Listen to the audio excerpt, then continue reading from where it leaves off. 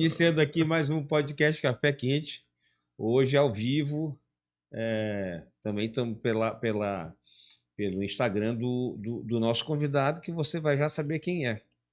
Se eu não completar todo o currículo dele, ele vai me corrigir depois. Mas ele foi deputado estadual, acho que 3 vezes, presidente da Assembleia, deputado federal, foi eleito prefeito, e aí essa é uma historinha que a gente vai contar aqui também, que eu vou perguntar hoje para ele, de uns detalhes que aconteceram. E secretário de Saúde, secretário de Segurança, é realmente assim, um dos nomes emblemáticos da nossa política e que participou de vários momentos importantes da nossa história. Seja muito bem-vindo aqui, Ricardo Murat. É um prazer muito grande ter aqui hoje. Prazer meu, Rogério. Estou aqui para aquele debate, como você disse, aberto. Eu perguntei para o Ricardo, tem alguma coisa que não queira falar? Não, pode perguntar o que quiser. Do jeito que eu gosto. E, Ricardo, eu queria, antes de mais nada, assim, tu te elegeste a primeira vez em 82? 82. Eu tive 4 mandatos de estadual. 82, 86, 2007? 2006, 2010. Isso. Um de federal, 92. Fui gerente metropolitano em 2003. Fui secretário de saúde de 5 anos, de 2009 a 2014. Eu tinha esquecido de secretário metropolitano. E aí eu queria. Como foi que tu iniciaste na política, Ricardo? Com meu sogro Vitruvão e Castelo. Vitão, como eu chamo, né? Ele dizia: você tem queda para isso aqui. E eu tinha um comércio com meu pai de babaçu, de arroz, eu tinha muito vínculo com o pessoal do sertão, D. Pedro, Tuntum, aquela área lá. Sim. Aí juntou, me elegi em 82 e daí para cá não parei mais. Ricardo, tem um fato curioso. Tu foste presidente da Assembleia no governo Cafeteiro, não foi? No governo Cafeteira. Eu fui líder do governo do Luiz Rocha, final do governo do Luiz Rocha, e presidente da Assembleia na posse do Cafeteira 2 anos. Eu estou lembrando pelo seguinte, na época tinha, e o Ricardo sempre teve uma postura muito firme, então de vez em quando sai uma faísca lá do Cafeteira com o Ricardo. Ricardo, e tu muito novo. Sabe quem passou? Eu passei a faixa para ele, tu acredita? Que o Luiz Rocha não quis passar a faixa. Pronto, Ricardo, vamos começar aqui um pouquinho da nossa Ele não quis da passar nossa a história. faixa para o Cafeteira. O Cafeteira tinha um acordo nacional com o Tancredo e o Sarney também, muito habilidoso que ele era, não era um momento adequado de... O Sarney dizem que tem uma frase que ele fala que é melhor ganhar com o adversário do que perder com o amigo, né? E aí... E eles foram sábios, as 2 vezes que eles foram juntos ganharam. Ricardo, aí, tu podia contar um pouquinho para a gente aqui por que o Luiz Rocha nem ficou no governo, ficou até mas o final. não participou da campanha. Mas apoiou. Um fato interessante, eu sempre me lembro, o Luiz Rocha, quando o Sarney nos comunicou que seria o Cafeteira, o Luiz Rocha chamou aqueles mais próximos, eu era líder dele. Nós não vamos aceitar esse negócio, nós temos que resistir, Cafeteira sempre foi oposição a nós, como é que a gente vai botar Cafeteira no governo? Isso é um absurdo, vamos lá dizer para o presidente. E eu dizia: mas Luiz Rocha, como é que nós vamos contra o Zé Sarney? Não, nós vamos sim, nós vamos botar um candidato aqui, o Cafeteira não tem isso, não tem aquilo. Aí, sabe o que aconteceu, Rogério? O Sarney mandou buscar a gente aqui. Aí foi eu e o Luiz Rocha, lá para Brasília, falar com ele. Chegamos lá, o Sarney estava naquela livraria embaixo do Planalto. Mas, Luizinho, tu não vai apoiar meu candidato? Que ele disse. E aí nós nos abraçamos com Cafeteira naquele momento, Cafeteira já estava na antessala. E aí fizemos a campanha do Cafeteira, a Cafeteira se elegeu. Mas o fato é que nunca se entenderam, né? E quando o Cafeteira foi tomar posse, o Luiz Rocha, de alguma maneira, insatisfeito, não quis passar a faixa para ele. Eu que fui, como presidente da Assembleia, botei a faixa no cafeteiro. Porque eu lembro, eu era bem novo, então assim, eu não tenho exatamente, esse eu não tenho essa lembrança tão clara, porque também nessa pré-campanha eu estudava e não morava aqui ainda. Mas eu acho que teve algum episódio em Balsas, alguma coisa, onde o Luiz Rocha estava e o cafeteiro era pré-candidato, e eu acho que o Luiz Rocha não citou ele. Eu sei que teve algum fato que marcou. E eu acho que depois, no final, o cafeteiro. Eu não sei se o Luiz Rocha disse que não passava, ou se o cafeteiro disse que não recebia, ou se aconteceu as Não, duas porque coisas. o Luiz Rocha era teimoso mesmo. E o cafeteiro é sempre muito simpático com ele depois, mas depois os dois não se entendiam. A verdade é essa. Sim. Aí fui lá, passei a faixa, e depois, outro fato pitoresco, o cafeteiro é muito senhor de ser governador, e eu, jovem, né? 27 anos, presidente da Assembleia, aquela ideia minha sempre reformadora. E a Assembleia, naquela época, era um órgão apêndice do governo. Não tinha independência, não tinha autonomia. A folha do pessoal da Assembleia é a contabilidade feita pelo governo. A Assembleia tinha os cargos de direção vinculados à assessoria do governador de médio padrão. E eu, quando me elegi, disse, cafeteira, eu vou transformar a Assembleia independente. Ele me olhou, aquele jeito dele.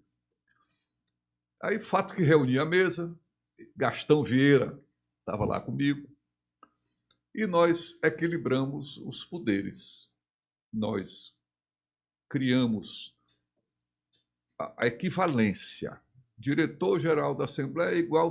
Como está hoje. Hoje. Toda essa estrutura que está hoje foi feita lá em 1987 comigo. O cafeteira ficou bravo.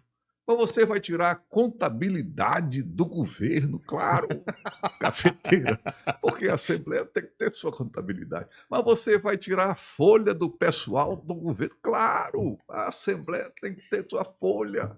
Como é hoje, né? O país Sim. é aí, Congresso e tal. Mas foi bom. O cafeteiro sempre, depois, me dei muito bem com ele, foi tudo bem. Ricardo, depois disso, acho que tu foste teve algum presidente da Assembleia do Maranhão mais novo do que tu? Eu fui presidente com 27 anos, creio que não. Acho que não, difícil. Creio que não. Difícil, acho que deve ter sido, eu acho que o mais novo. Creio que não. Ricardo, depois tu foste deputado federal. Fui. Mas não era essa época como é agora, não, porque deputado federal hoje é muito diferente daquele tempo. Não, naquele tempo era política pura. Política, né? política. Era política pura. E naquele tempo, eu me lembro, eu fui o terceiro mais votado. Foi a Rosiana, o Chico Coelho e eu, mais votado. E era uma época em que não tinha esse comércio do voto. Falar assim, né? Falar a verdade. Falar a verdade. Né? Eu sempre fui muito transparente, muito puro, muito positivo. E era uma época em que o político tinha valor. Se você comparar, eu fui companheiro de Raimundo Leal, de José Bento Neves, de Gervásio Protásio, de Celso Coutinho, de muita gente. Juarez Medeiros. Que hoje não teria chance. Que a chance hoje, infelizmente, é de quem tem poder econômico. Muito pouca gente alcança o legislativo hoje, alcança o Congresso hoje, sem o poder econômico. Essa aqui é verdade. É verdade. Não estou dizendo que isso seja uma coisa que é ilegítima, mas estou dizendo que grandes nomes, grandes políticos que eu conheci na minha vida, jamais teriam chance de ser políticos numa situação atual. Ricardo, aí em 90 tu te elegeste federal. 92. Não, 90. 92 tu te elegeste prefeito de... Verdade. Aí em 92 fui ser prefeito de Coroatá com Tereza de vice minha. Agora conta pra gente. Aí foi e para quem não sabe dessa história, o Ricardo era deputado federal, concorreu à prefeitura, Dona Tereza, que é esposa do Ricardo. 40 anos em 4. Era vice. O Ricardo conseguiu um feito inédito.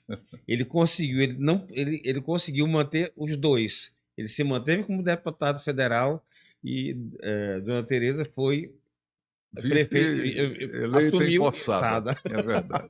Aí me lembro de um fato. É assim, gente, é porque o cenário político exigia da gente determinadas atitudes, assim, ousadas, né? Me elegi federal com Lobão, governador. Uma campanha difícil, uma campanha muito dura, em que a Conceição foi fundamental para a eleição do Lobão. E depois eu vi que eu tinha que vir para a minha base para que eu não perdesse a política municipal de Coroatá. Você sabe o vínculo que a gente tem com a nossa base, com o município. Sim. Aí fizemos uma campanha linda, 40 anos em 4. Foi muito bonita a campanha. E um mandato também que correspondeu a esse slogan. Mas depois de eleito, Najib Aico, presidente da Assembleia, disse para mim: Ricardo, para que tu vai renunciar? Deixa a Tereza lá, fica aí, porque o Maranhão vai te ter federal e Coroatá vai ter a tua vice-prefeita e vocês vão fazer o trabalho que vocês se comprometeram. E ele me convenceu. E eu acho que foi bom. E deu certo. E acho que foi bom para o município, Ricardo. Acho que foi Quem bom. não conhece Coroatá, eu não gosto muito de elogiar convidado não, porque parece puxa-saco, né?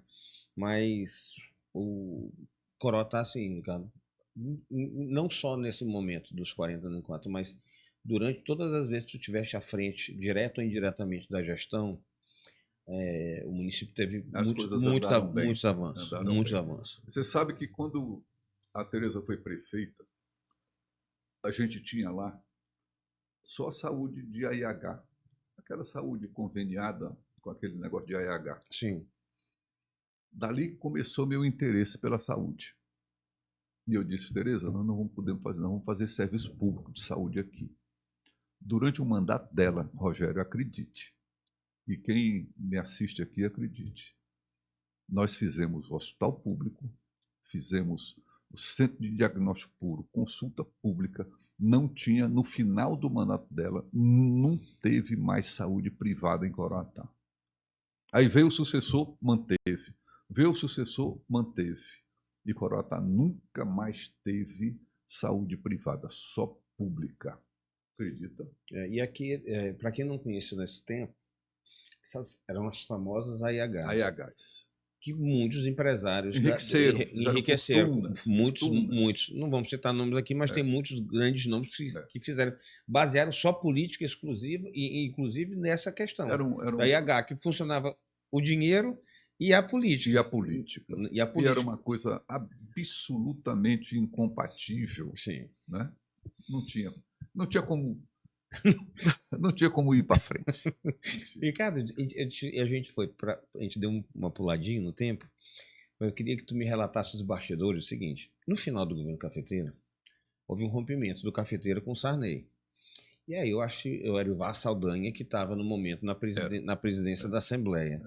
Conta um pouquinho dos bastidores aqui, porque naquele momento o João Alberto já tinha assumido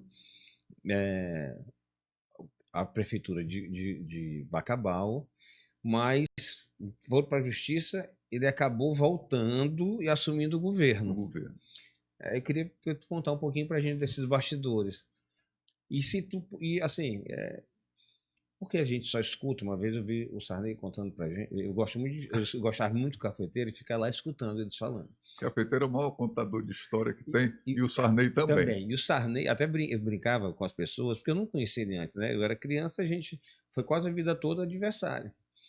E então eu só via a parte ruim. E eu gostava disso. Eu digo: olha, se você não gostar do Sarney e você quiser continuar sem gostar, não conheça ele. Porque se você conhecer, você vai mudar de opinião. E eu lembro que ele contando muitas histórias e a gente brincando, num tom de brincadeira, dizendo o seguinte: que às vezes quem está na política perdoa, mas a família não perdoa. Né? Aí o Sarney disse assim: é porque em casa a gente só fala o que fizeram para a gente. O que a Não gente fala. fez para eles, a gente não conta. É verdade. A gente não conta. E aí eu queria que tu pudesse contar um pouquinho desses bastidores. O que tu acha que Eu levou não a esse sei, rompimento assim, não sei, até porque eu fiquei do lado do Cafeteira na eleição, né? com o Castelo Eu ou o fui, Senado? não, assim, deixa eu contar. Quando o Cafeteira foi eleito governador, foi com o Sarney, Com o Sarney. né? Se elegeu, a gente trabalhou junto e tudo. Depois veio o Lobão. Na sucessão do Lobão, que você está falando é disso. Não, estou falando primeiro, mas essa aí eu também quero chegar nela. Quando o Cafeteira se afastou do governo No para tempo do concorrer ao Senado, Castelo. tempo do Castelo, Tá. era assim, o que aconteceu? Eu não entendi, até hoje não entendi aquilo, porque o Cafeteira se dava muito bem com o Sarney, né? E são coisas de famílias, coisas que realmente não tem assim um fato propósito. concreto. Porque E essas coisas vêm acontecendo até o dia de hoje, nós vamos chegar lá. Porque essa coisa da família sempre interfere. É impressionante. Impressionante. E deu no que deu, né? Tanto que a eleição do Lobão não foi uma eleição fácil. Foi uma eleição complicada para nós. Uma eleição que o Lobão quase perde. E houve uma estratégia nossa muito importante, muito grande, e o Lobão conseguiu sair vencedor. É porque naquele tempo os estrategistas do lado de vocês eram bons, eram os melhores. E depois eu fiquei sabendo que a junção do Cafeteiro com o Castelo, quando teve me falaram mais ou menos isso, Ricardo. Mas como eu estava ouvindo, eu ouvia só parte do lado, do meu lado, então que era mais ou menos meio que uma fofocada, um envenenamento. Tanto que depois os dois se entenderam de novo. Para você ver que aquilo não foi uma coisa tão séria. Porque depois o Sarney se entendeu bem com o Cafeteira. E depois, durante o programa, quando chegar nessa parte, é um registro que eu quero fazer. E assim, quando a gente fizer um ano, eu já falei que Fernando vou pedir que eu queria uma entrevista com o Sarney, não só para ter essa conversa, mas para fazer uma homenagem, um agradecimento da minha família a ele. Sim. Sim. Mas vamos para 2002. 2002 teve o Lobão. Teve 94. Pronto. 94. Conta a história da eleição de 94. Era do PSD? Eu tentei ser governador naquele tempo, né? Tínhamos o Marconi, o Manuel Farias, o Braide, e criamos um grupo que entenderam que eu não poderia ser preterido pelo nosso grupo para o governo e que eu tinha que ser o candidato. Nos lançamos. Só que eu fui para o PSD. Tentei, mas aí não tive o partido. Não tive o partido. O Manuel Ribeiro entendeu que eu não tinha as condições. Questões políticas. E com aquela enturragem do governo, eu perdi o partido e perdi a chance de concorrer. Que eu sempre tive vontade de governar o Maranhão. Mentir é uma coisa que eu sempre tive. E daí, o que aconteceu? Eu me aliei ao Cafeteiro. Eu não votei na Rosiana em 94. Sim. Eu me aliei ao Cafeteiro.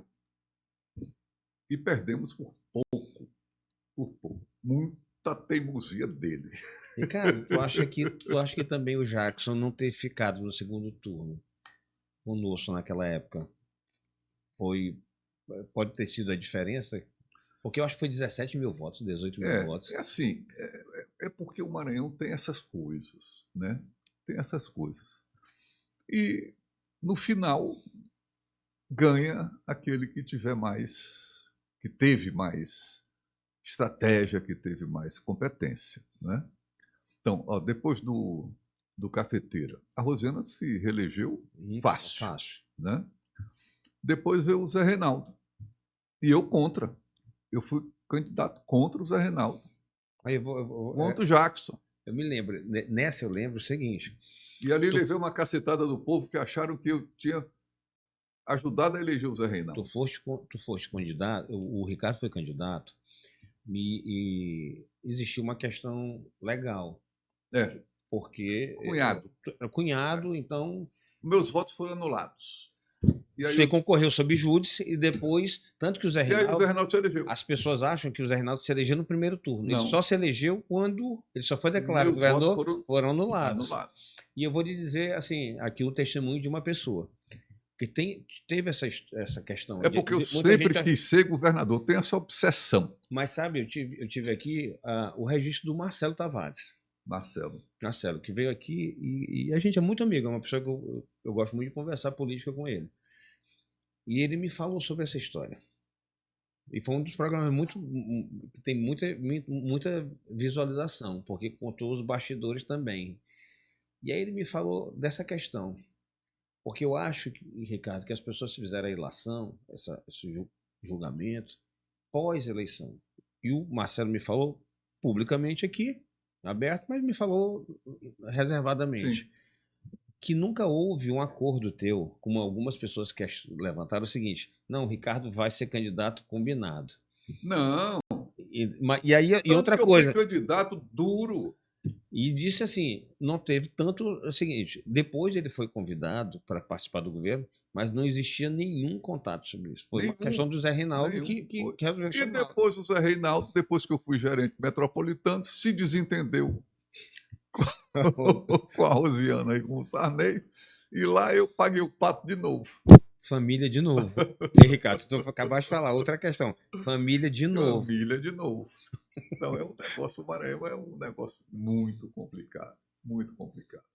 Mas o fato é que Cafeteira, Sarney, Jackson tiveram papéis importantes, extraordinários, que merecem da gente reconhecimento, admiração, né?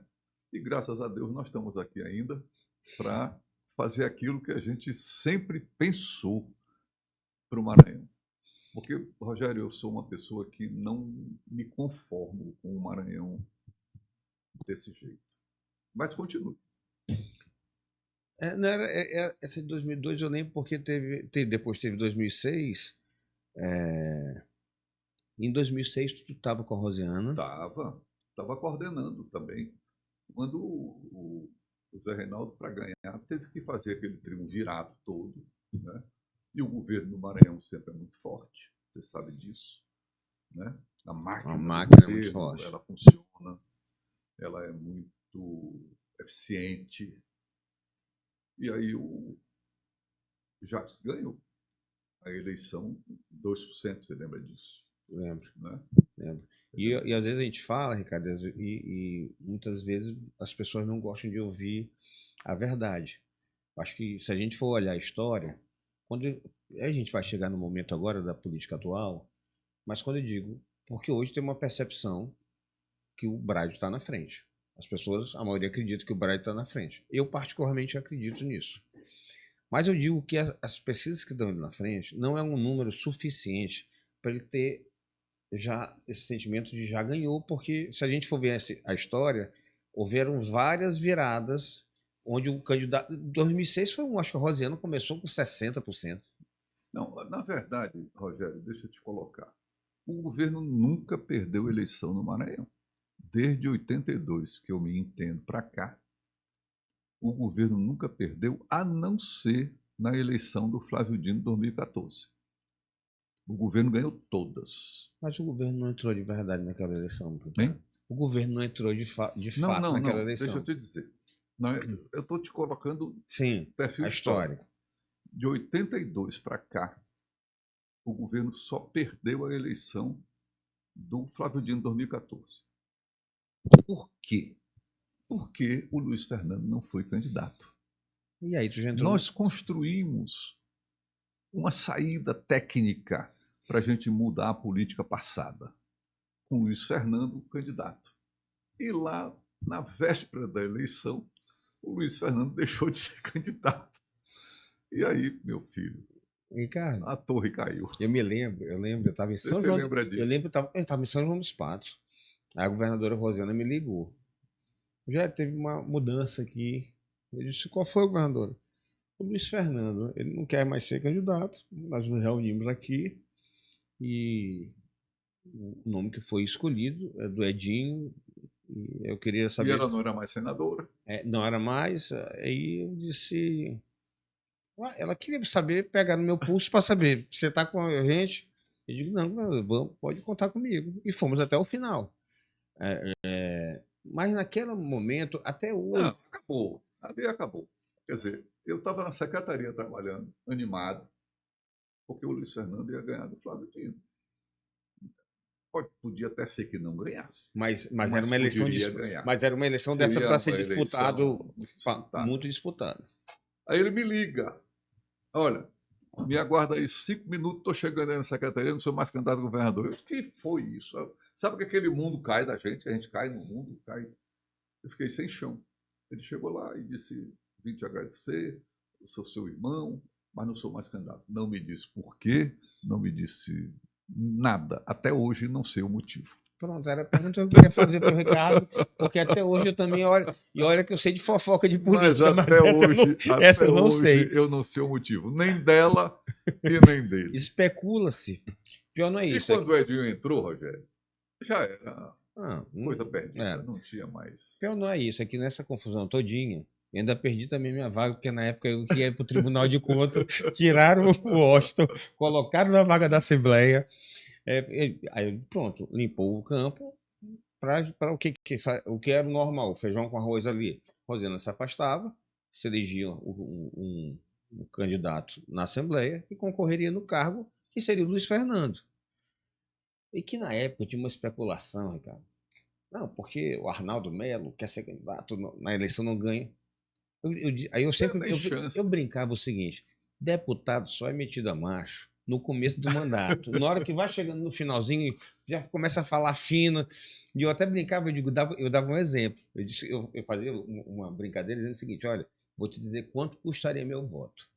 Rosena nem ia me ligar. Mandava um assessor ligar, olha, deputado, a governadora quer falar com você aqui. Aí eu chego lá no palácio, tá ao centro, vão servir uma água, um cafezinho, que esse vai ser o preço do meu voto. Aí ela vai chegar lá, falar comigo, tudo bom, tudo bem? Mas tá cafeteira, encontrei com ele no hospital em São Paulo outro dia e tudo. Aí ela, Rogério, eu queria te perguntar uma coisa. Para nós, para nossa estratégia é importante que o Luiz Fernando seja eleito governador. Ela só precisava pegar no negócio, posso contar com você, olhar no meu olho? Tu já fala até sem ar.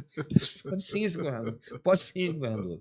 Ninguém ia dizer não. Mas você sabe que naquele tempo eu dei uma importância tão grande para isso, porque eu sempre lutei para o Maranhão ter um novo governo, uma coisa diferente. E quando ela trouxe o nome do Luiz Fernando, não fomos nós, não. Foi ela. Ricardo, quero botar o Luiz Fernando para mudar esse cenário. O que é que tu acha? Eu disse, boa. Vamos lá. Lobão ainda ficou assim, que é isso? Vamos lá, cadê os políticos, isso, aquilo. Eu disse, Lobão, está na hora do técnico. Está na hora de a gente dar uma virada nisso, né? E a gente estava fazendo um grande governo. Na saúde fizemos uma revolução. Revolução. Eu queria que tu falasse um pouquinho, tá só na política, mas eu queria... Mas eu estou só fechando, porque seria importante demais se o Luiz Fernando tivesse tido a chance de ser governador, o governo ia mudar.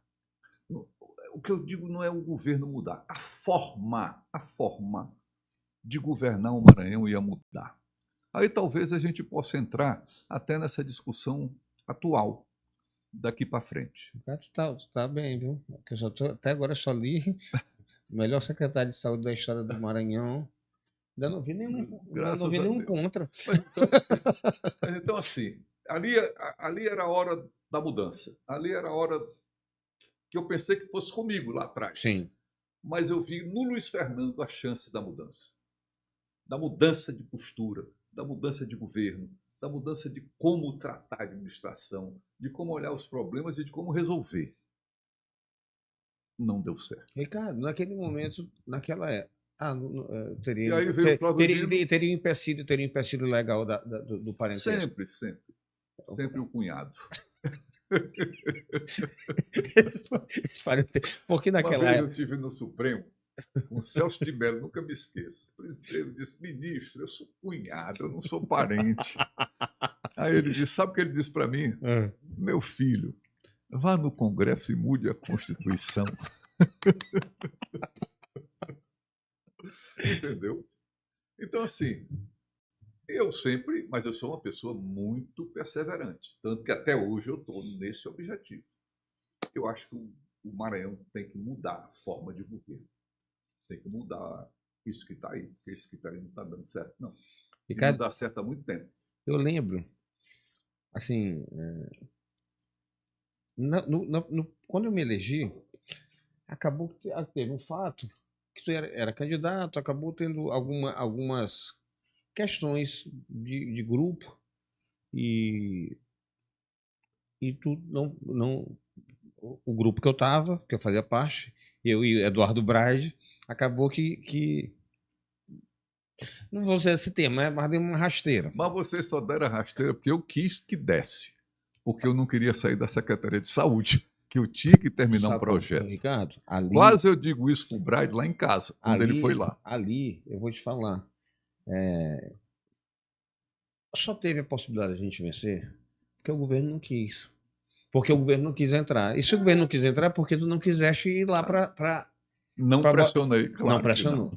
E eu me lembro Sabe bem. Por quê, Rogério? Eu me lembro bem que tu. Desculpa te interromper, mas assim, cara, tu nunca mudaste o tratamento com nenhum desses deputados. Nenhum. A gente sempre foi muito bem recebido, atendido lá na secretaria, quando tu era secretário de saúde. Eu sei os pesos e contrapesos. Quer dizer, eu me elegi presidente da Assembleia uma vez, lá em 87, 86. Quando Rosiana insistiu que eu fosse presidente, eu disse: Rosiana, não tem como ser presidente, eu tenho que terminar esse programa de saúde que a gente implantou.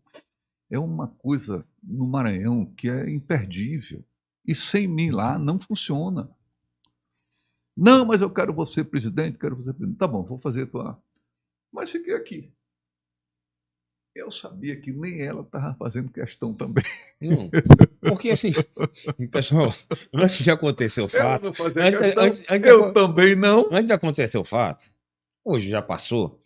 Nós somos Luiz Fernando, está acontecendo isso aqui. Vamos resolver.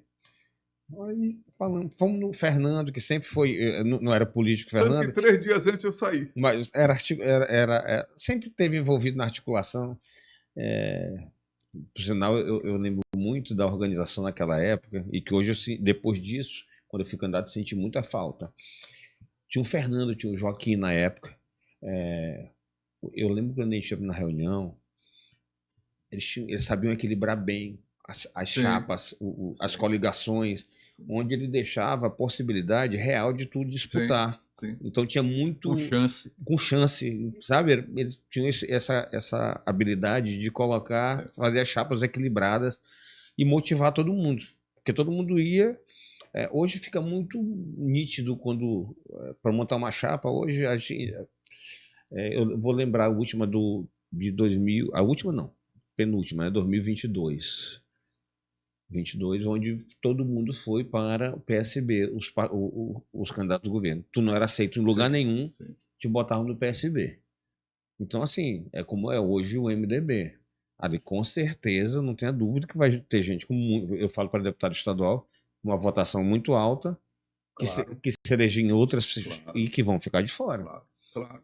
Porque, assim, só tem cabeça, não tem corpo. Não tem corpo. Mas a política de hoje é essa. De hoje é essa. Então, Rogério, eu digo assim, 2014 seria o ano da mudança do nosso grupo. Renovação. Com o Luiz Fernando. Não deu certo. Infelizmente não deu certo.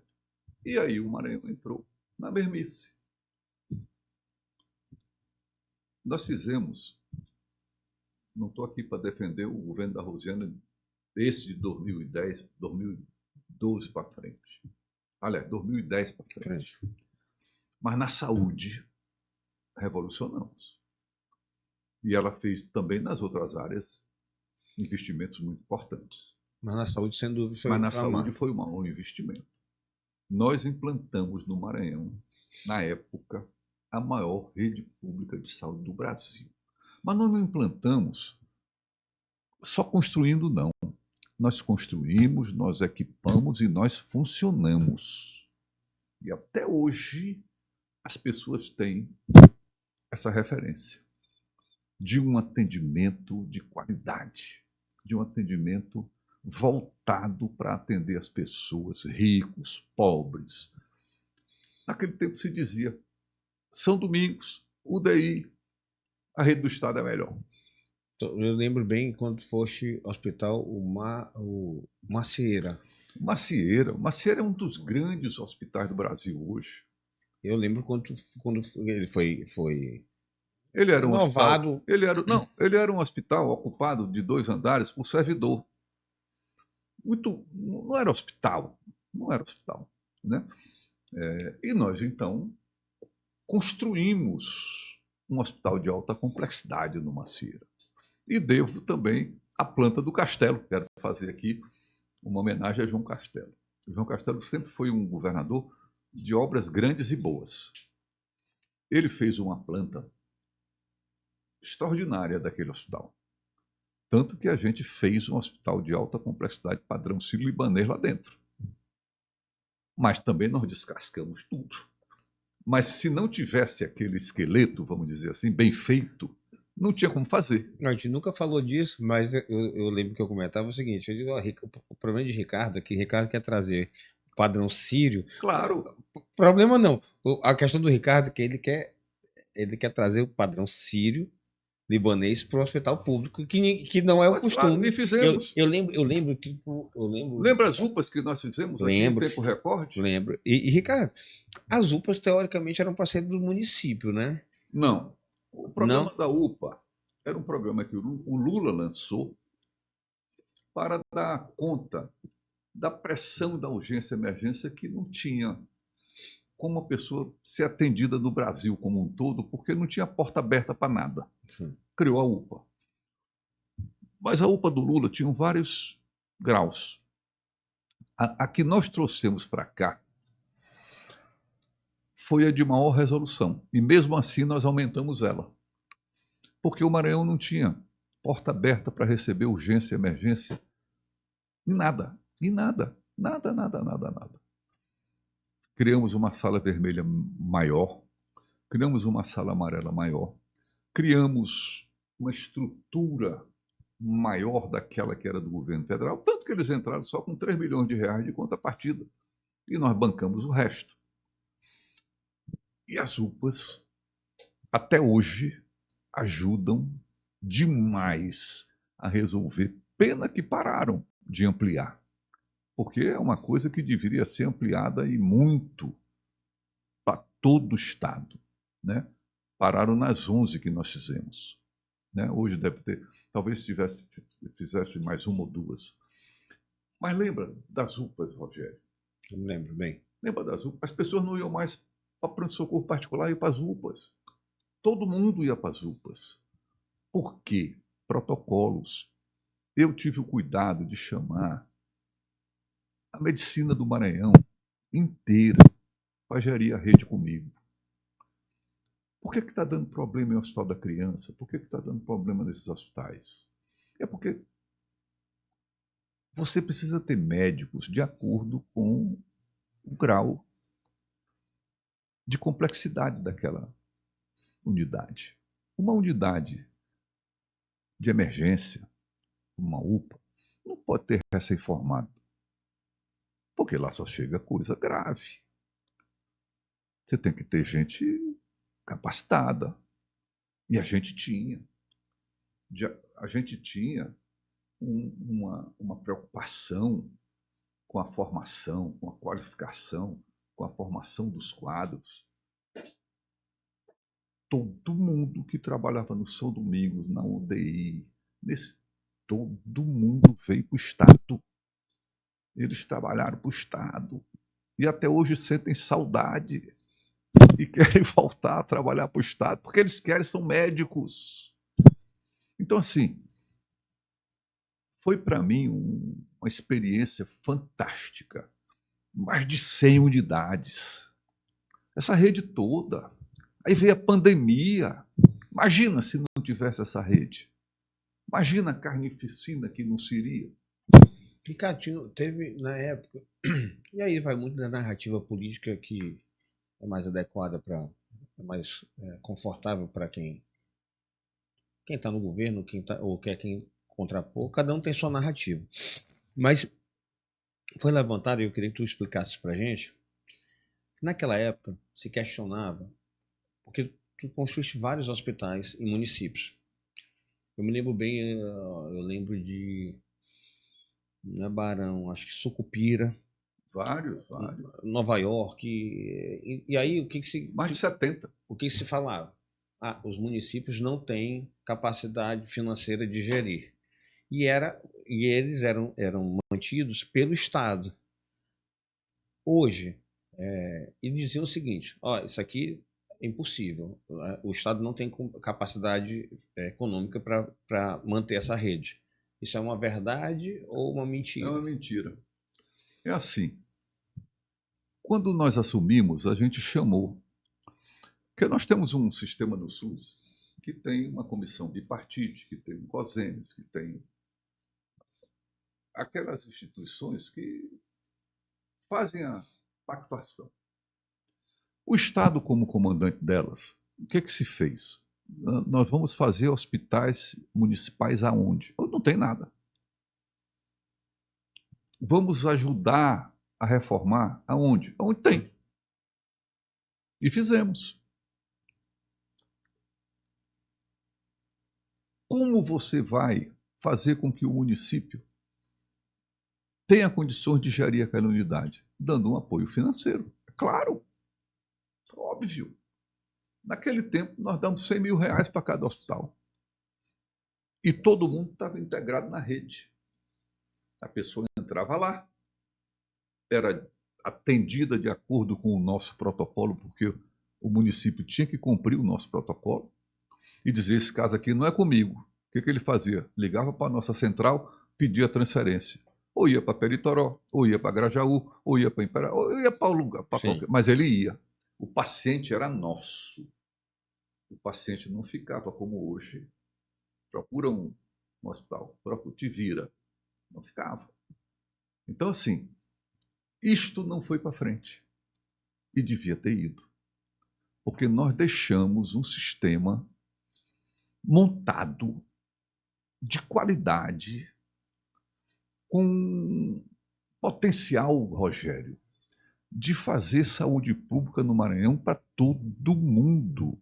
Imagina você deixar de gastar dinheiro com saúde. Imagina, você não paga plano de saúde, você não paga consulta particular, você não paga exame particular, quanto sobra de renda?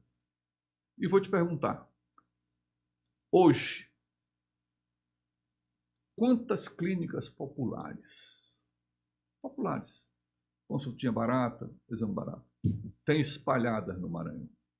Milhares. Isso significa o quê, Rogério? Ausência pública. Não funciona. Então, a minha candidatura de federal tem muito para isso. Para voltar a dar a importância devida, junto ao Ministério da Saúde, ao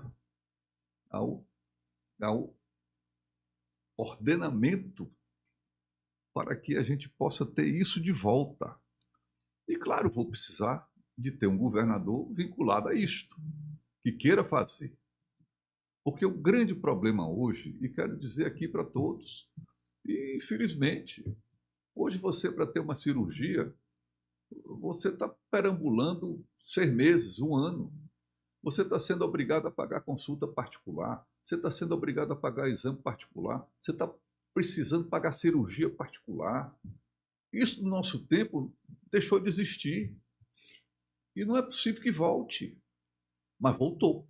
E voltou com força. Eu estou mexendo aqui, pessoal, porque eu queria fazer... O Ricardo falou uma coisa aqui, que eu tenho certeza que na hora que eu fizer o corte vão questionar. A gente dava 100 mil. Eu lembro que tinha tipo uma tabela. A partir do, não, era 100 mil. Era 100 mil. Mas era 100 mil, gente? Para cada hospital municipal. Mas há quantos anos atrás? 12. Então 100 mil hoje Não. era Igual pergunta aqui aos médicos, aos enfermeiros, aos técnicos, aos fonos, às físicos. Estão pagando para eles a mesma coisa que nós pagávamos há 14 anos atrás. Como é que você quer que um sistema desse funcione? Quer dizer, por que isso não evoluiu? Outra coisa, eu não desenhei, não deixei no projeto. Nós funcionamos. Nós funcionamos. Tínhamos orçamento, tínhamos planejamento, tínhamos um pessoal médico excelente, um profissional de saúde excelente, todo mundo da limpeza, da manutenção, extraordinário, Rogério. Então, assim, o Maranhão, isso vem se degradando. Tu me pergunta, a saúde está boa? Não, a saúde está ruim. Está boa não, está ruim. E isso tem me deixado preocupado, estou dizendo para vocês. E quero ser deputado federal, além de outras coisas, pela saúde do Maranhão, pelo aquilo que nós fizemos, por aquilo que nós construímos, por aquilo que nós implantamos, por aquilo que nós realizamos. Isso não pode se perder, é um patrimônio do povo. Patrimônio do povo. Eu estava numa reunião na Alemanha outro dia, tinha umas 20 pessoas comigo lá numa feijoada, no aniversário. Sim. Aí a pessoa disse, mas a saúde está ruim, a saúde está boa. Aí começou uma discussão e eu disse, vem cá gente, vamos fazer um resumo aqui. De vocês aqui, quem é que está usando serviço público? Quem é que paga medicina popular? De 20, 16 levantaram a mão. A medicina popular. As ambulâncias voltaram a circular. Infelizmente. E isso não pode acontecer se depender de mim. Eu acho que também nessa época, Carlos, favoreceu muito essa questão a tua postura. E a gente dizia que tu era o governador adjunto. Não, mas era importante. A Rosiana me deu poder. Se tu não tivesse isso, não teria possível. A Rosiana me deu poderes. Ela disse assim: ninguém vai interferir. Se alguém tiver que interferir, sou eu contigo. E ela cumpriu isso até o último dia do mandato dela. E muito disso eu devo a ela, essa segurança que ela me deu. Sim. E eu devo aos profissionais de saúde. Eu devo aos engenheiros, aos técnicos, a essa. Sabe o que é mexer com dezenas de milhares de pessoas para construir isto? Todo mundo aguerrido com essa finalidade. Você não imagina a satisfação daquele povo quando a gente chegava num terreno vazio e dizia assim, aqui vai ser um hospital. Aí todo, como vai ser um hospital? Porque ninguém imaginava que você pudesse construir um hospital nesse prazo. Imagina 100. Alta complexidade, macro-regional, regionais, UPAs, centro de diagnóstico. As pessoas ficaram loucas. Como é que isso acontece? Como é que isso pode acontecer? Mas essa turma se juntou comigo e nós fizemos. E está aí o resultado. Hoje, eu te digo, o maranhense vai decidir, tipo na época do Luiz Fernando, está tendo a oportunidade, de novo, de dizer assim, vamos mudar o governo, para a gente ver se tem uma vida melhor. Eu vou te dar aqui 3... Tu está me olhando? Eu vou te dar 3... Nós estamos desviando aqui do. Então, não, mas vamos. Roteiro. Não tem roteiro, a gente volta. Aqui é bate-papo. Tem essa vantagem. Aqui a gente vai e volta na história, não tem problema. Eu vou te dar 3. Eu já vi que o negócio no podcast, cara, é totalmente diferente da televisão. Se for muito organizado, não funciona. Não dá certo. Eu vou te dar 3 indicadores que me preocupam. E que sempre me preocuparam. Pobreza. Todo mundo diz que o Maranhão está mais rico, que o Maranhão está melhor. Mas todo ano o Bolsa Família aumenta 15%. Como é que o Maranhão está melhor? Se está aumentando o Bolsa Família, significa que a pobreza está aumentando. Que quem entra no Bolsa Família é pobre. Para diminuir a pobreza, tinha que estancar o aumento do Bolsa Família. E haver uma regressão. Mas todo ano, desde 2015 até hoje, aumenta todo ano. Aí falo em taxa de desemprego. 4%, 5%. É porque o IBGE resolveu considerar taxa de desemprego como se o Bolsa Família fosse empregado.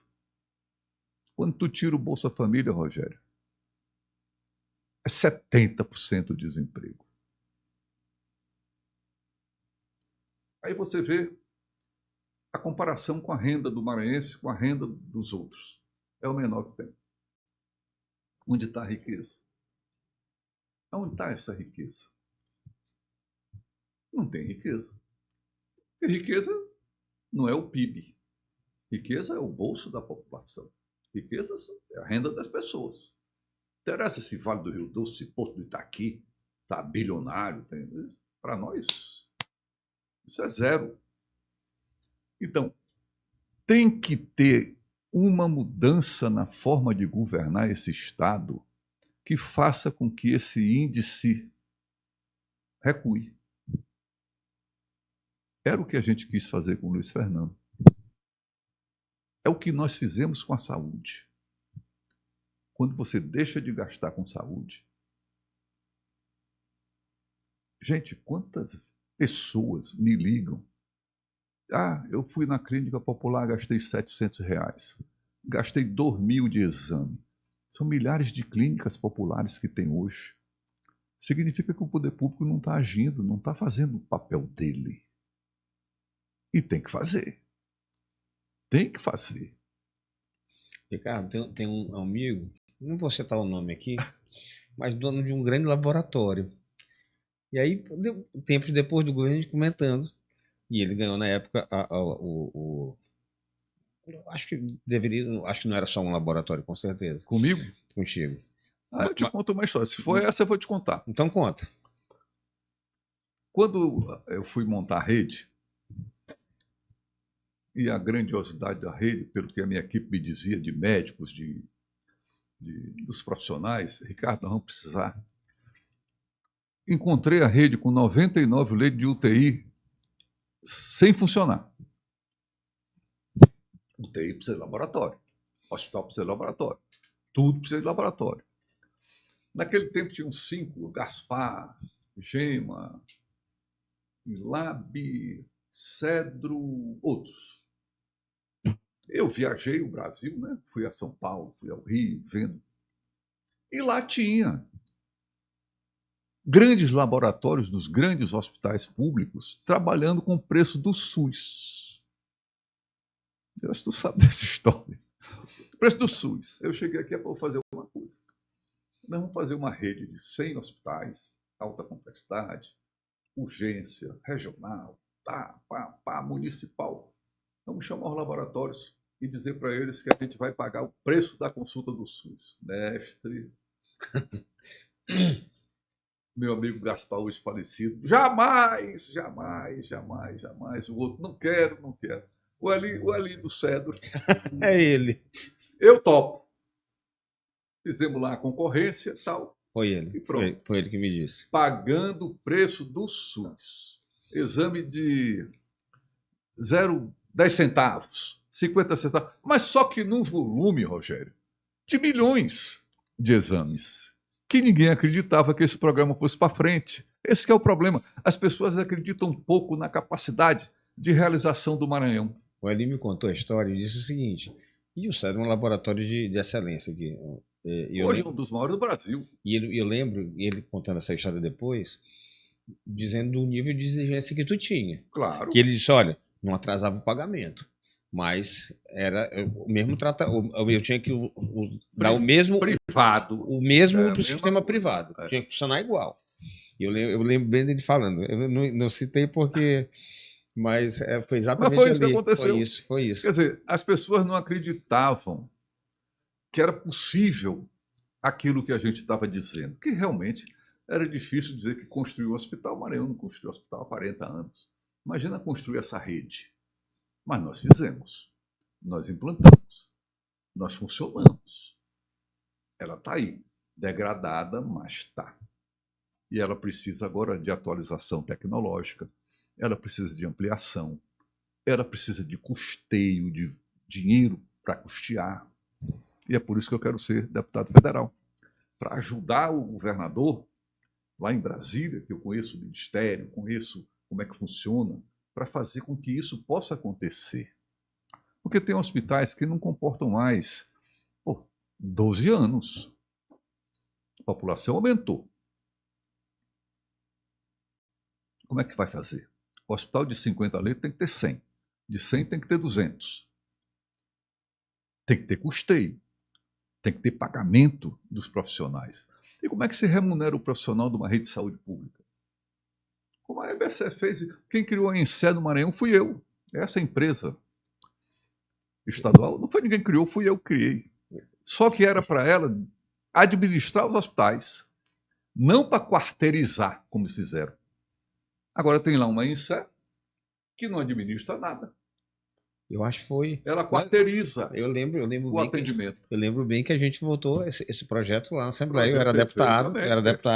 Você era deputado. Hoje, a EMCE era para ser a detentora da rede integral. Você, médico, era funcionário dela. Você, técnico de enfermagem, funcionário dela. Enfermeiro, funcionário dela. Como a EBC, essa, do Hospital Dutra, dos hospitais federais, a mesma coisa. Nós copiamos, e foi o presidente Sarney que me fez essa emenda a meu pedido lá no Senado, para que os estados pudessem criar suas empresas de administração hospitalar. Então, gente, é uma coisa que eu me sinto realmente, Rogério, realizado por ter feito aquilo. E hoje, por que eu quero ser federal? Porque eu quero contribuir com o Maranhão. A saúde é importante, mas também tem outro negócio importante, a violência. A violência. Complicada a violência. Complicada a infraestrutura. O Maranhão não tem água. As pessoas não têm, no Maranhão, a crise de água potável, de abastecimento d'água nas casas, é uma coisa horrenda. Esgoto, horrendo. Só me refresca a memória. A Caima era... No meu tempo era comigo. Inauguramos, fizemos um projeto, está aí o pessoal da Caema. Se nós tivéssemos, como eu disse, Luiz Fernando, hoje teríamos 80% de esgoto resolvido. Água resolvida. Mas perdemos. Flávio Dino não fez nada. Nada. Do jeito que recebeu, está hoje. E nem Brandão. Veja o índice de instalação de esgoto no Maranhão, de 2014 para cá. O que aumentou? Nada. Vê se a água no interior, que não tem água no interior, não resolveu. É grave. Ricardo, voltando um pouquinho aqui para a política, até pela essa questão que tu falaste. Tu acha que em 2014 o grupo conduziu mal a sucessão? Quando eu digo conduziu mal, eu vou falar um nome. Que a Rosiana conduziu mal a sucessão dela? Não, o grupo conduziu muito bem, porque nós trabalhamos muito forte e preparamos o Luiz Fernando para ser governador mesmo.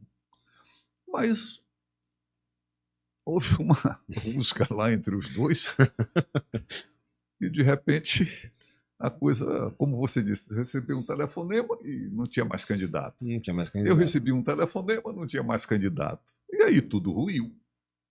E estamos nesse sofrimento até hoje. Ricardo, agora tu vai concorrer pelo Podemos. Podemos. Quero até aqui de público agradecer ao Fábio Macedo, a equipe do Podemos, que me receberam com muito carinho, muito zelo.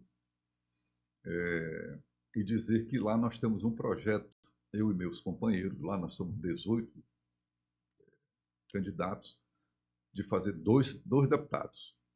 Né? E eu estou lutando por uma dessas duas vagas. Eu sei que uma é do Fábio, que Está no mandato, claro, deputado federal, tem muita, é muito é um difícil. potente deputado federal. E eu estou concorrendo na segunda vaga junto com outros companheiros também valorosos. Mas a gente acredita piamente que nós vamos chegar na segunda vaga. Eu te fiz essa pergunta também para já fazer um gancho para essa que eu queria fazer agora. Se a gente fosse numa lógica, pelo teu histórico e as relações, é para tu ser candidato no MDB. Tu acha que a Rosiana acertou ao transferir o comando do MDB para o governador Carlos Brandão? Rogério, eu não vou me meter nisso aí. Não vou me meter nisso aí, tanto que eu não estou lá. Né? Não estou lá. Saí do MDB porque ela perdeu o comando e eu não participo disso. Né? E espero que ela tenha sorte. Né?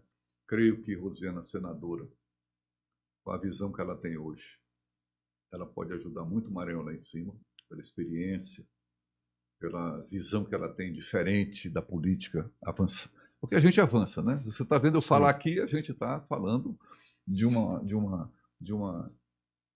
nova postura. Né? A mim, eu sempre mantive um certo reacionarismo, como eu digo, né? Mas hoje a Rosiana pensa muito naquilo que ela pode fazer novo. E a experiência dela lá em cima seria de grande monta para o Maranhão, meu ponto de vista. Tá? Mas o MDB hoje tem 3 candidatos. Eu vi uma convenção que tem 3 candidatos a senador. Negócio... Eu queria te perguntar, com a tua experiência política, tu acha que essa é uma boa estratégia? A política do Maranhão está muito estranha, né? A eleição de senador está parecendo a eleição de deputado federal. Você não tem mais compromisso ideológico, você não tem mais compromisso. Está-se muito um arranjo político de momento para angariar votos. Sim. Né? Eu não sei até onde isso vai dar certo. Sinceramente, não sei até onde isso vai dar certo. Junta alhos com bugalhos e vamos ver o que o eleitor vai pensar disso. Nós estamos chegando na campanha.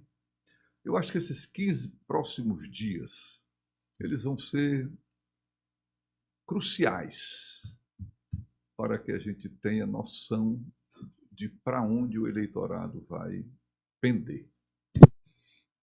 Eu concordo contigo. Eu acho que a eleição, lógico que a eleição é no dia, mas eu acho que esse mês de agosto vai ser fundamental, vai clarear muito o rumo da campanha. Eu estava vendo agora, acompanhando, hoje eu até fui tomar café com um amigo que é candidato, pré-candidato a senador, e com outros 2 amigos, um ex-prefeito e um prefeito. Eu nunca tinha visto, porque eu era acostumado a fazer campanha de senador na época de cafeteiro. E agora a campanha de senador está mais parecido com campanha de deputado. Tá uma salada de fruta. Assim, o prefeito vota Orleans, aí ele vota Fufuca e Elisiane, por exemplo. Tem todos os tipos de mistura. Aí vota em Laésio e vota em Everton. Tem todos os tipos de combinação possíveis e imagináveis. E o eleitor? O que ele vai dizer disso? Então, eu acho que esse mês de agosto vai ser um mês fundamental para a gente saber qual é a percepção do eleitor em razão desses acordos que foram feitos, que foram acordos esdrúxulos de todos os lados. Né? Vamos aguardar. Eu acho que a política do Maranhão vai dar uma surpresa aí. Vamos ter surpresa. Não tenho dúvida disso. Eu analiso, e ando, e rodo, e escuto, e vejo. Se você observa a eleição nacional, o Lula com seu perfil, Maranhão é Lula. Goste ou não. Majoritariamente Lula. Lula. Eu acho que até que o povo está certo. Porque Lula é aquele que se identifica com ele. Né? Dá segurança a ele. Dá segurança ao Bolsa Família, aos programas sociais. Então o maranhense não é besta. Ele está certo de querer o Lula. Aí você vai para a direita. Nunca vi a direita tão dividida como agora. Roberto Rocha para um lado, Laércio para o outro, a família Bolsonaro se digladiando, o Zema esculhambando com um, Caiado com o outro, negócio maluco. Mas não é não. Verdade. Então, quer dizer, o país está conflagrado ideologicamente, mas isso vai desaguar onde? Me diz. Ricardo, a gente falando agora, eu me lembrei aqui um assunto, uma informação, na verdade, assunto não, uma informação. Acho que nunca tiveram tantos candidatos ao Senado. Não. Porque vamos pensar, aqui, Chapa de Orleans tem 3. Hilton, Gonçalo, Rosiana, o Everton e o Rosiana. Aí PT o Bra... tem Elisiane. Aí o Brade tem Fufuca, Laércio. Aí o Felipe tem Elisiane. Elisiane. Aí tem o Simplício. Aí tem o Simplício, tem... tem vários. Vários. E agora, tem uma notícia de que o PL vai lançar um candidato ao Senado. É mesmo. Salvo engano, será me fugiu o nome, mas irmão do Ildemar, lá de Açailândia. Sim. E ainda tem os partidos menores. Que tem candidato a governador, que tem candidato a senador. Nada. Então, assim, eu estava vendo essa campanha muito diferente e eu acho que pela primeira vez pode acontecer... Uma coisa, eu te pergunto, Rogério, o eleitor, ele vai, olhando aqui para o eleitor, ele vai entender essa eleição dando preferência à eleição federal, digo assim, ou à eleição estadual. O Lula diz que vai eleger a Elisiane. Então, quem vota no Lula, o Lula quer que vote na Elisiane. Isso vai acontecer. O Lula também indicou um voto no Everton. E o Lula não pode ficar contra a Rosiana também, pela história. Não pode. Né? Então o Lula terá 3 candidatos no Maranhão, vamos dizer assim. Não, vou dizer mais um, porque o Fufuca, na chapa do Brade, ele é identificado como lulista. Também tem mais. Tem mais esse. Agora, os 3 primeiros que tu falaste, eu acho que se o Lula, por exemplo, o Lula jamais vai negar uma declaração de apoio para Rosiano. Também acho que não. Então, mas como é que isso funciona na cabeça do nosso eleitor? A estratégia do Brade de não trazer a eleição nacional para o palanque dele, mas ao mesmo tempo colocando a eleição nacional no palanque dele, porque botou o Laércio e botou o Fufuca, trouxe a eleição nacional para o palanque dele, porque o Laércio é um bolsonarista, não digo bolsonarista, o Laércio é um cara da direita radical. Está lá. O Brade pensa, talvez acertadamente, que o importante para ele é a eleição estadual. E importante não só para ele, para o eleitor maranhense. Eu acho que ele está jogando uma ficha dizendo, não, o eleitor do Maranhão não quer saber de política nacional, de briga, ele quer eleger um governador dele. Ele está indo por aí. Pode ser que ele esteja certo. Pode ser. Não é? Pode ser que ele esteja certo. O Lula pensa a mesma coisa. O eleitor maranhense quer que o Lula se eleja. O Lula não interessa governador. O governador para Lula, e droga, é a mesma coisa. O Lula quer senador. E ele? Como é que o eleitor vai se ver entre o Lula, o Brade, nessa situação? Eu penso... Estou só te colocando como as coisas vão se decidir nesses 15 dias. Eu estava com uma pesquisa, a gente fez uma parceria com o Instituto do Piauí. E pesquisa que dá tanta confusão, porque, assim, números discrepantes. Se uma pesquisa que publica da Bride, Aí o pessoal da oposição diz, essa pesquisa é falsa, está comprada. Aí se tu faz outro instituto, dá um cenário diferente, mais favorável a lei, já se vendeu. Eu tenho uma opinião sobre isso muito forte. Nenhum instituto pode dar diferente de uma margem de erro considerável para um lado e para o outro. Porque senão não é instituto. E o que nós estamos vendo no Maranhão são pesquisas que dão 20 pontos para um, aí o outro dá 10, depois dá... Quer dizer, não tem margem de erro que segure os levantamentos. Mas, Ricardo, ficou de uma maneira... E eu pensei que era só aqui, né? Mas que hoje, por exemplo, um determinado... Uma empresa contrata um instituto. Existe gente que vai sediar o instituto para manipular a pesquisa que não foi nem ele que contratou. Mas o problema, Rogério, é que esses institutos deveriam preservar sua imagem. Sua imagem. E outra coisa, deveria ter uma auditoria externa dos partidos a partir de agora, porque isso acaba influenciando de uma certa maneira. Sim. Você viu a convenção do Orleans ontem. Todo mundo impressionado com aquele horror de ônibus, de carro, de gente, de estrutura, não é? Parecendo, como me disseram hoje, um Lollapalooza. Mas o governo faz isso. Eu ia te perguntar sobre isso. Qual a tua opinião sobre essa questão de...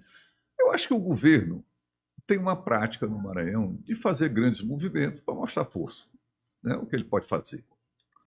E, claro, defender seu candidato, etc, etc. Agora, o exagero também é uma coisa que a gente precisa ter um certo pudor. Né? Eu estou achando que estão colocando muito a mão. Estão pesando muito, Estão pesando muito, mas cada um sabe lá o que está fazendo. Agora, eu acho que é uma eleição como todas as outras, difícil. O governo, desde que eu me entendo, nunca ganhou uma eleição fácil, a não ser na reeleição da Rosiane em 98 e no Flávio Dino em 18. As outras todas foram 2%, 0,5%, né? E essa não vai ser, no meu ponto de vista, diferente. Vai ser por aí. Agora, tem muita água para rolar. Tem muita coisa para acontecer. Está diferente a eleição, não sei se você está notando. Concordo. A eleição está diferente, não está igual às outras. Né? E vamos esperar, vamos ver o que vai dar. Ricardo, tu já tem definição de majoritária, de apoio ainda não. Eu estou buscando ainda informação, estou rodando muito, conversando muito.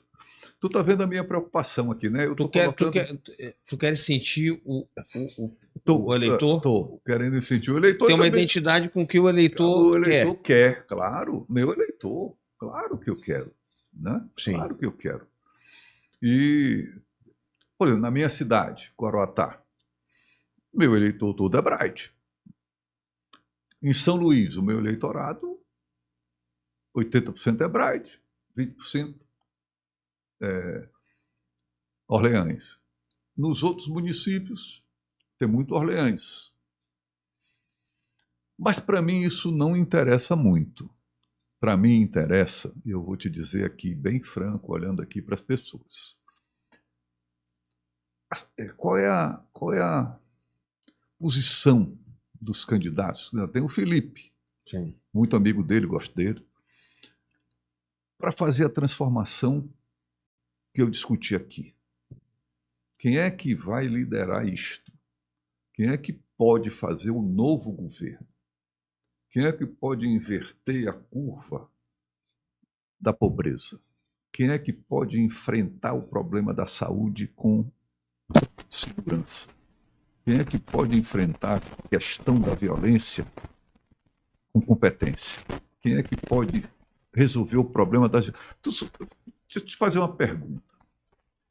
Tu sabe quantos bilhões chegaram aqui no Maranhão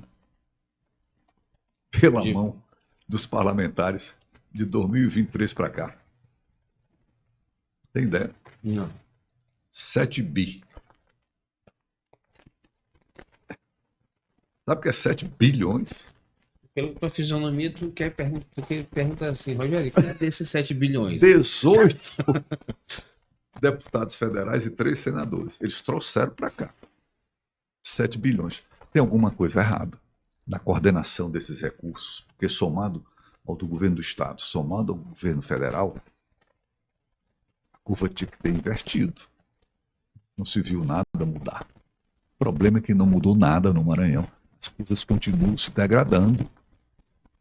Eu acho isso que tu tá falando, Ricardo, vai muito. É muito dinheiro. Vai muito no caminho que o discurso que eu acho que o Brad quer transmite. Que ele quer passar uma imagem de bom gestor, não quer polarizar e dizer e passar para o eleitor que o importante é o Maranhão, não é a briga, essa briga de esquerda e direita. E dizer que ele é a pessoa que é capaz de fazer essa mudança de curva que tu falas.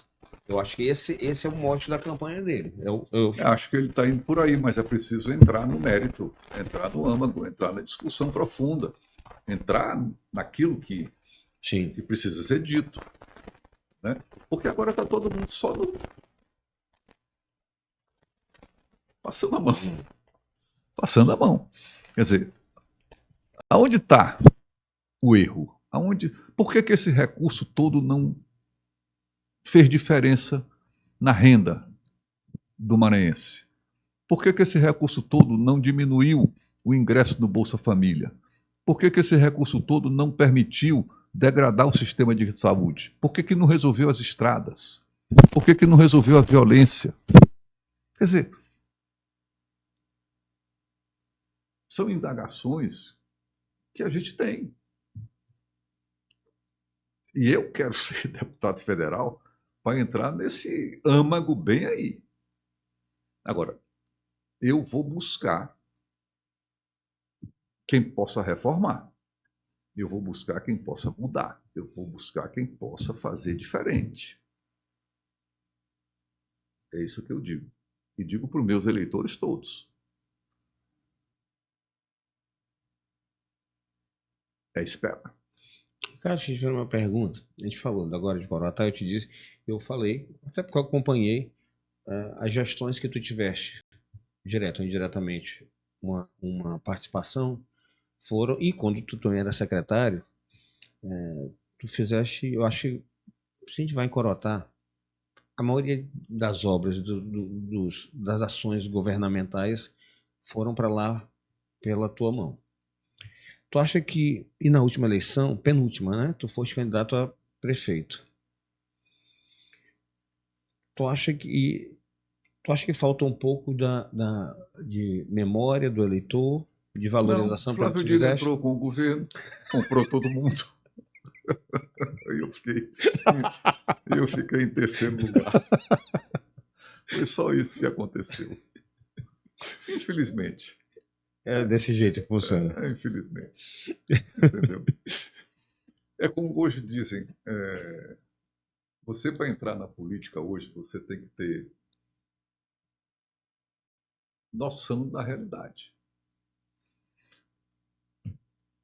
Se você tem muito serviço prestado, e se você tem um eleitorado capaz de reconhecer isso, como eu acho que é o meu caso, entre. Se você não tem, não entre. Porque você mesmo disse aqui outro dia que a política está comercializada. Foi, às vezes, os amigos...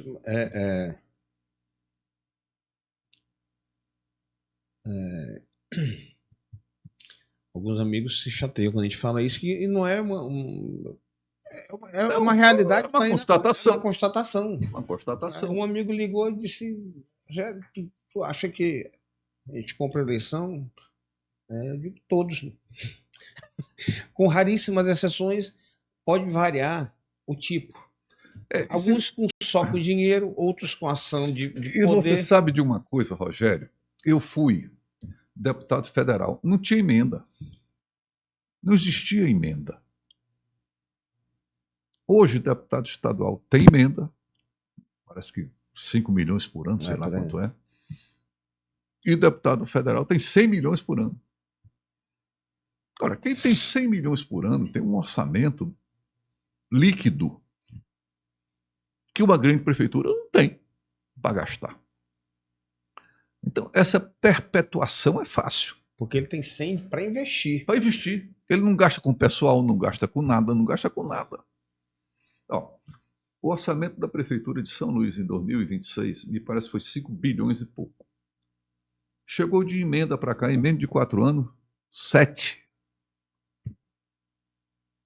Braide mantém polícia, secretaria de saúde, de educação, colégio, creche, uns 5. Os deputados trouxeram 7. Você viu o volume de dinheiro. Não estou dizendo que nada. Eu estou dizendo é que cadê a resposta? Por que o Maranhão não mudou nada de índice? Porque eu não quero saber de... porque o IBGE é de droga. Ora, se o IBGE considera Bolsa Família emprego, então não é justo. Onde está a renda que aumentou do povo? O PIB cresceu. Não, o PIB é de Vale do Rio Doce, é de Suzano, não é do povo, não é da pessoa. Pessoa melhora com saúde pública, que ela não paga. Pessoa melhora com colégio, que ela não precisa pagar no bairro, para o filho dele fazer reforço, para o filho dele estudar numa escola particular. Renda melhora assim. E onde está isso? Isso é que eu preciso ver, que nós tentamos fazer com o Luiz Fernando e não deu certo. Essa inflexão para um governo que fosse fazer isso mudar. E eu quero apoiar um governo que faça isso mudar. E daqui a 15 dias eu vou decidir qual é. Ricardo, a gente está quase 1h30 já. Eu queria que tu fizesse tuas considerações. Não, eu estou aqui felicíssimo de você ter me dado essa oportunidade, dessa conversa franca, extraordinária, porque é difícil. Olha, só teve uma... O Ricardo deixou melhor. Faz um tempão. Verdade. Porque eu tenho certeza, Ricardo. Tu chegaste aqui, a gente começou a conversar, e tu falaste mais de assuntos... Rogério, eu acho que os assuntos as pessoas querem saber da política atual. Até querem, realmente. Mas algumas coisas que tu falaste aqui, tu pode ter certeza que vai ter mais repercussão. Coisas que passaram do passado, as pessoas... Eu não tinha essa noção antes. As pessoas gostam de saber a história. Gostam de saber a história. E do atual, vai acompanhando. Não é que não tem interesse. Mas a história tem um peso grande. É verdade. Eu até te falei aqui, um dos convidados que veio aqui, e ele sempre foi um político muito competente, mas nunca foi um político popular. Marcelo Tavares. Mas sempre viveu muito os bastidores. Viveu muito isso. E o dele foi uma das naquela época da eleição do Tancredo do Sarney, não sei quantos anos tu tinha. Eu lembro bem que eu tenho até uma foto com ele, com o Tancredo, eu, cafeteiro e Tancredo. Aquilo foi uma saga aqui no Maranhão. Foi em 2004. Teve sequestro, avião, tudo. Não, então conta aí, a gente não tem tempo, conta um pouquinho, vem cá. De Joaquim, conta só a história de Joaquim. Na casa do Najib, nosso amigo. Na casa do Najib, eles desceram do bug, eles foram lá para raptaram lá os deputados, levaram para Brasília, São Paulo, desceram para a Federal, Boig aqui, a Federal do Camboio, levaram para cá de Najib. E Najib, meu amigo demais. Eu ligava para ele, não atendia, e a gente queria saber de que lado era. Estava do nosso lado, mas estava lá dentro. E quando a gente foi para a Assembleia, a gente viu uma coisa que na vida nunca se viu e nunca vai se ver. Uma Assembleia dominada pela Polícia Federal com metralhadora dentro e fora do plenário. Tu acredita nisso? Que não foi isso, Ricardo? 87, né? 80, não. 89. Tancredo. 88. 80. Não, 80. 84. Não, 85. 86. 85, porque 86 já foi a eleição. Então acho que era. Aí nós anulamos a eleição depois. Anulamos a eleição depois. Pegamos os vídeos, pegamos tudo. E o nosso pessoal votou no Tancredo. Mas era um horror. O Zé Bento estava sentado lá em cima da coisa com aquele óculos dele, eu puxei o óculos dele. Ele não faça uma coisa dessa, mas você também não pode fazer isso, Zé Bento. Que coisa é essa doida aqui? Quer dizer, uma coisa. E metralhadora dentro do plenário, Rogério. Negócio maluco. Você vê o que já se passou no Maranhão. Isso é interessante. Você vê o que vai se passou no Maranhão. Coisa séria. Coisa séria. Por isso a minha formação de sempre ser transparente, sempre ser uma pessoa que tem autonomia, tem determinação. Eu não me curvo, dos meus princípios. Eu sou amigo, sou leal, mas dos meus princípios eu não me afasto.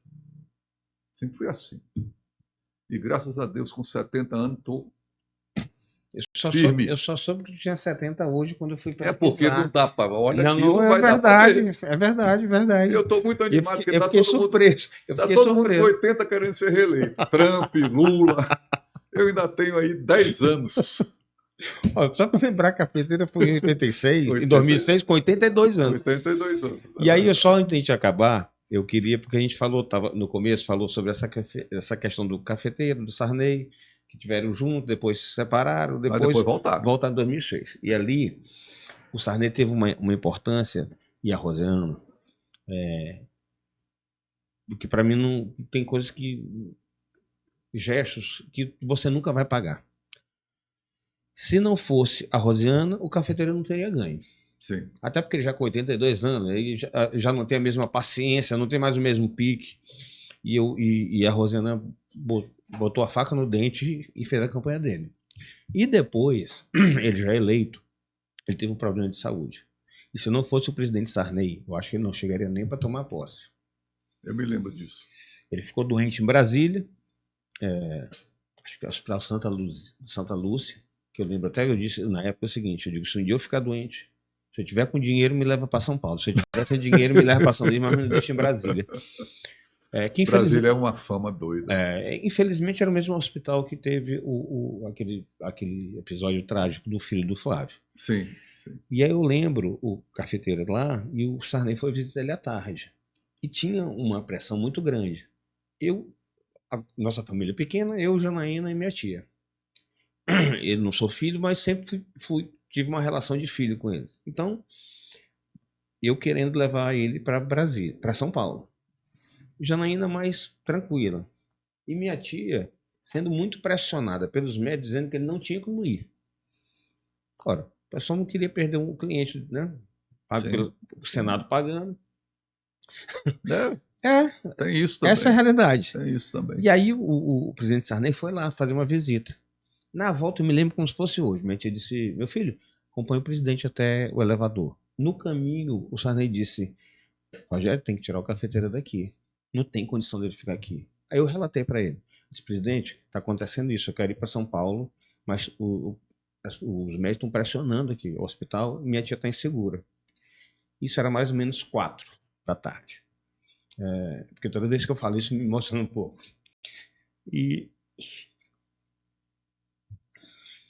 Mas o Sarney, isso aí, ele é bom. E aí ele fez o seguinte, isso era 4 da tarde. Para resumir a história, meia-noite eu estava indo, 11 horas para São Paulo, para esperar ele já em São Paulo, no Sírio. O presidente Sarney já tinha resolvido tudo. Uma experiência louca. Remoção, UTI no ar, toda a equipe do Sírio lá, Ricardo, assim, ali é um negócio fantástico. O cafeteiro em 48 horas. Melhorou. Inacreditável. É verdade. Eu lembro muito do doutor Davi Uip. Davi Uip. Foi assim, naquela época, depois o Calil em outro assumiu lá também, mas nessa primeira etapa... o que eu sempre busquei para cá, a saúde de excelência. Lá tem. E eu fui buscar o modelo de lá para cá. Falei com o Davi, falei com o Calil, falei com esse povo todo, Macedo. E se não fosse eles, se não fosse o presidente Sarney, eu acho que o final não seria bom. Assim, ali na Santa Lúcia, é verdade.